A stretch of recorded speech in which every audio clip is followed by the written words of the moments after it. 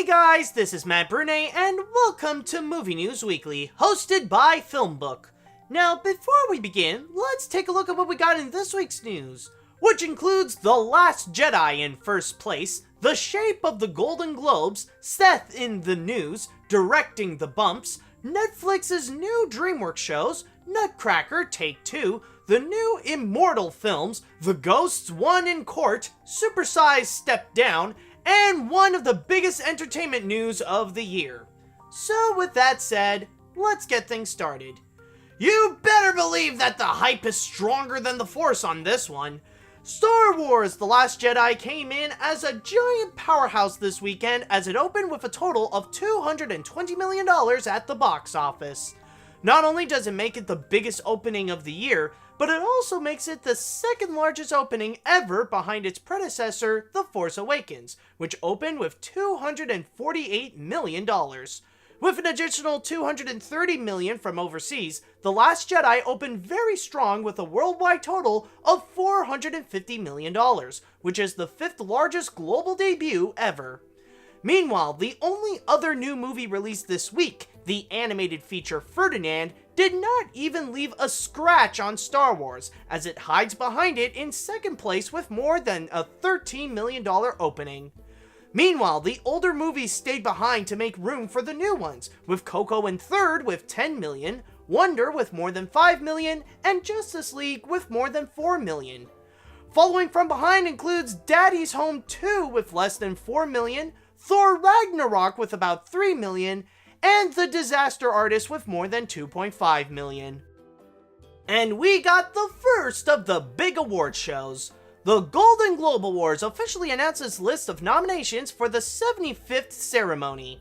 The movie that has gotten the most nominations this year is Guillermo del Toro's The Shape of Water, receiving 7 nominations including Best Actress, Best Supporting Actor, Best Supporting Actress, Best Director, Best Screenplay, Best Original Score, and Best Drama Motion Picture. However, Del Toro's film will be in tough competition, as 3 Billboards Outside Ebbing, Missouri and The Post each have 6 nominations in the Drama Motion Picture category. Other movies that got a good chunk of nominations include Lady Bird with 4, and The Greatest Showman, Dunkirk, and I, Tonya with 3 each. The ceremony will be hosted by Seth Meyers, who will follow the footsteps of people like Ricky Gervais, Jimmy Fallon, and the duo Tina Fey and Amy Poehler, and the awards will be handed on January 7th, 2018. I guess that will be the way it is. Seth Rogen has signed on to play as legendary newsman Walter Cronkite in the movie Newsflash. With David Gordon Green directing with a script by Ben Jacoby, the film will tell the events on November 22, 1963, when Cronkite, Don Hewitt, and Dan Rather have to find the best way to report the sudden news of the assassination of then-President John F. Kennedy. Rumors are going around that Mark Ruffalo and Bryan Cranston could play the roles of Don Hewitt and Jim Aubrey, respectively. Aubrey is said to have a villainous role in the picture, where the president of CBS was considering to shut down the evening news due to poor ratings. This will not be the first time that Seth Rogen will be taking a jump into a more dramatic role than what he would usually be known for, and that is based on a real person. He previously was Steve Wozniak in the Steve Jobs biopic, Jobs. With the production going at a quick pace, the filming is scheduled to start next spring with a release date on November 22nd, 2018, on the 55th anniversary of the Kennedy assassination. Viewers beware, Sandel's in for a scare. Ari Sandel has signed up with Sony Pictures in order to direct the sequel to Goosebumps. The one question that people still have in their minds, however, is regarding which version he will be working on. At the studio, there are 2 scripts they could use, and one of them was written by Alexander and the Terrible, Horrible, No Good, Very Bad Days' Rob Liber. One of them would feature Jack Black returning for the role of author R.L. Stine, and the other doesn't have him to save Sony some money. The first movie was a small hit for the company, as it made a total of $150 million on a $58 million budget. Ari Sandel has proven his worth when he won an Oscar for Best Live-Action Short back in 2007, and has directed movies like The Duff, When We First Met, and an upcoming adaptation of Monster High. The movie is scheduled to be released on September 21st, 2018. Those DreamWorks fans are ready to go binging. DreamWorks Animation announced 6 new animated series that will all be released on Netflix by 2018, half of which will be based on their recent animated feature films.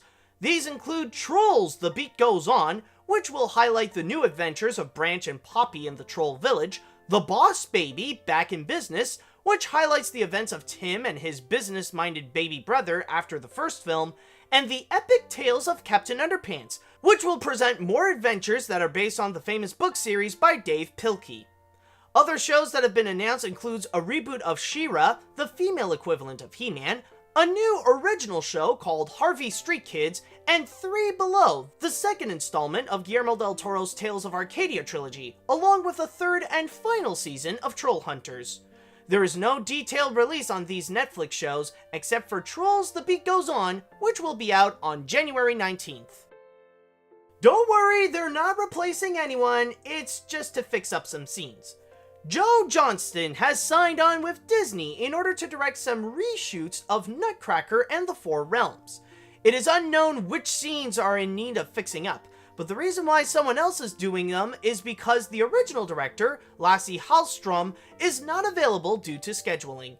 He stated, however, that he will come back to the film after the holidays for post-production. The reshoot will take 32 days and will have actors like Mackenzie Foy, Misty Copeland, Keira Knightley, and Morgan Freeman returning to the set. Recently, reshooting has become more common for big-budget Hollywood blockbusters in order to polish up before they hit the big screen. Disney had a previous experience with Rogue One: A Star Wars Story, and Warner Brothers did it with Justice League to have Wonder Woman be more prominent. The ballet will begin on November 2nd, 2018. They're like getting an award, but very beneficial in the long run. The National Film Registry announced this year's new additions to the Library of Congress. Out of the 5,200 entries made by the public and long consultations with the National Film Preservation Board, the team narrowed down to 725 titles to the 25 we have today. Carla Hayden of the library stated, "Our love affair with motion pictures is a testament to their enduring power to enlighten, inspire, and inform us as individuals and a nation as a whole. Being tasked to select only 25 each this year is daunting, because there are so many great films deserving of this honor. Some of the film titles are quite familiar with the public, including 2 films by Richard Donner, including The Goonies and 1978's Superman. It also has big-name titles like Die Hard, Memento, and Titanic, while it also includes classics like Walt Disney's Dumbo, He Who Gets Slapped, and Spartacus. Other titles added include Ace in the Hole, Boulevard Nights, Field of Dreams, Four Little Girls, Fuente's Family Home Movie Collection, Gentleman's Agreement, Guess Who's Coming to Dinner, Interior New York Subway 14th Street to 42nd Street, La Bamba, Lives of Performers, The Sinking of Lusitania, Thelonious Monk, Straight, No Chaser, Time of Dreams, To Sleep with Anger, Wanda, and With Abraham Lincoln Brigade in Spain. And we've finally come to the conclusion of The Conjuring. Well, at least in court. New Line Cinema and Warner Brothers have officially settled a $900 million lawsuit made by an author who claimed that the company infringed on his rights to tell the stories of the Conjuring films. The case was made in 2016 by Gerald Brittle, where he sued for the making of the movies, like both Conjuring films and both Annabelle films, because he had the exclusive rights to the tales based on the case files of the Warren couple. New Line stated, Mr. Brittle has agreed to dismiss his lawsuit against New Line and its affiliates with prejudice, as the parties announced on record in open court last week. Mr. Brittle realized that filing this lawsuit was a mistake, and that New Line had no liability and did nothing wrong.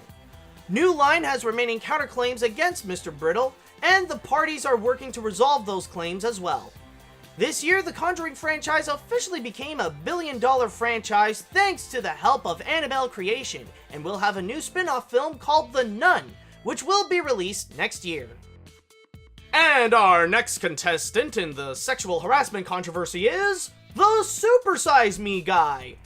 documentary filmmaker Morgan Spurlock openly confessed on social media that he had conducted sexual harassment to women and also decided to step down from the company he founded, Warrior Poets, because of it. As a result, what received some consequences are his upcoming movies, where his name will be dropped from the crowd-funded documentary The Devil We Know, and his sequel to his breakthrough hit, Super Size Me 2 Holy Chicken, will not appear in either the Sundance Film Festival and on YouTube Red. The current heads of Warrior Poets, Matthew Galkin and Jeremy Chilnick, stated, "Due to Morgan Spurlock stepping down from Warrior Poets, we, the partners, have decided that this is not the appropriate time for Super Size Me 2 Holy Chicken to premiere at the Sundance Film Festival. Therefore, we will be removing the documentary from the festival slate." A YouTube spokesperson added, "We feel for all the women impacted by the recent statement made by Morgan Spurlock. In light of this situation, we have decided not to distribute Super Size Me 2 on YouTube Red." As 2017 ends, let's cap this week's video off with one of the biggest entertainment news of the year. The Walt Disney Company has officially purchased the entire entertainment asset of 21st Century Fox for a total of $52.4 billion.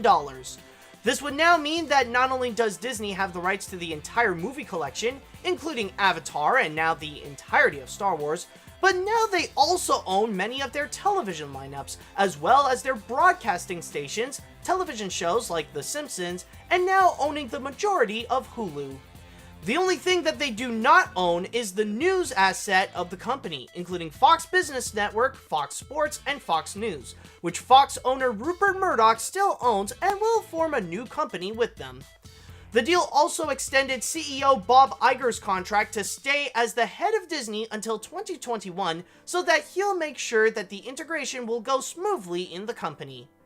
Iger stated, "The acquisition of this stellar collection of businesses from 21st Century Fox reflects the increasing consumer demand for a rich diversity of entertainment experiences that are more compelling, accessible, and convenient than ever before.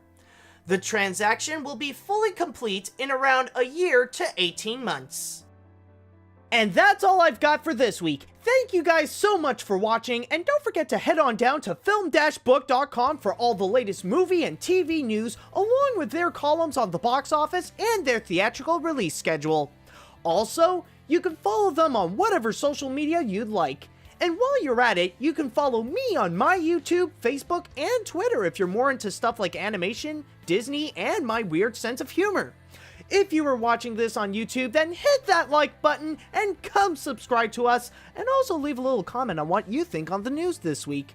If you were listening to this on a podcast on iTunes or any other podcast service, then don't forget to rate and review what you just heard. Tune in next time for another round of Movie News Weekly, and until next week, see you later, dudes!